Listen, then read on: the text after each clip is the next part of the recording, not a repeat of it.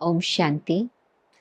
भारत के त्योहारों का बड़ा गहरा आध्यात्मिकता का महत्व है, परंतु उसको हम बहुत करके जानते नहीं हैं और वैसे ही हम एंजॉय करते हैं।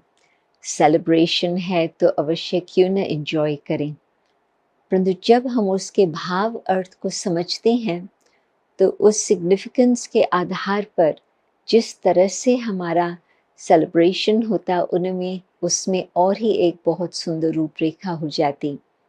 मानो कि नवरात्रि के दिन है तो 9 देवियों की पूजा कितने समय तक चलती है, 9 रात्रि तक चलती है और फिर साथ साथ न केवल वर्ष में 1 बारी 2 बारी होती है। तो इतनी देवियों ने विशेष क्या कार्य किया है। हाँ, हम उनके सामने प्रार्थना करते हैं, पूजा करते हैं, उनकी वंदना करते हैं, परंतु उन्होंने कार्य किस प्रकार से किया है जिसके कारण हम इतना उनको मानते हैं। कोई भी देवता की इतनी बड़ी भारी पूजा नहीं होती 18 नाइट्स के लिए। नवरात्रि में वर्ष में 2 बारी इन देवियों की विशेष पूजा होती और फिर हम उनको नाम भी देते हैं शिव शक्ति। तो वो कौन है जिन्होंने शिव परमपिता निराकार परमात्मा से शक्ति लेकर के कुछ विशेष कार्य किया है। आप देखेंगे कि देवियों के हाथ में भिन्न भिन्न प्रकार के हथियार भी दिखाए हैं। तो एक तरफ हम कहते हैं कि अहिंसा है देवी देवता धर्म का परमो धर्म।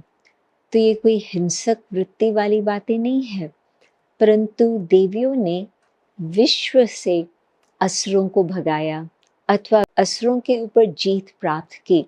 खुद भी उन्होंने असुरों का संहार किया, परंतु साथ ही साथ अन्य आत्माओं को भी उन्होंने ऐसे परमात्मा के साथ उनका संबंध जोड़ा जो वो आत्माएं भी विकारों पर विजय प्राप्त कर सके।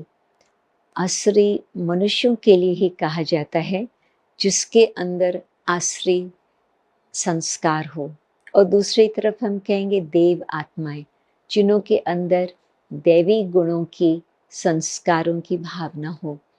तो आज हम उस भावना से उन देवियों को याद करते हैं जिन्होंने शिव से शक्ति लेकर के सारे असुरों का संहार करके विश्व को फिर से पवित्र, शुद्ध, शांति संपन्न, खुशी संपन्न बनाया। परंतु ये भी हम मानते हैं कि न सिर्फ ये एक ऐतिहासिक बात है 5000 वर्ष पहले की, परंतु आज भी हम सभी शिव परमात्मा से शक्ति लेकर के उसमें भी खास माताएं और कन्याएं, परंतु भाइयों का भी अधिकार है परमात्मा शिव से शक्ति लेना। तो वो शक्ति लेकर के हम अपने अंदर जो आसुरी वृत्तियां हैं उसको हम समाप्त करें, तो ज़रूर एक नया विश्व अवश्य ही आएगा। ओम शांति।